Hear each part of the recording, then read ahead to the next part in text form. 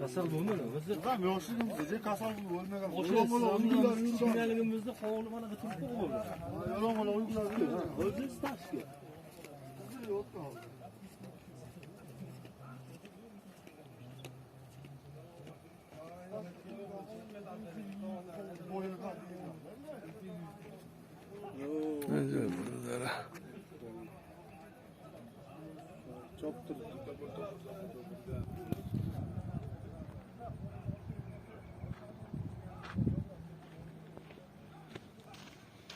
Yomon. Aşı bolla ottu pulgu sotib olib chiqdi, baksa.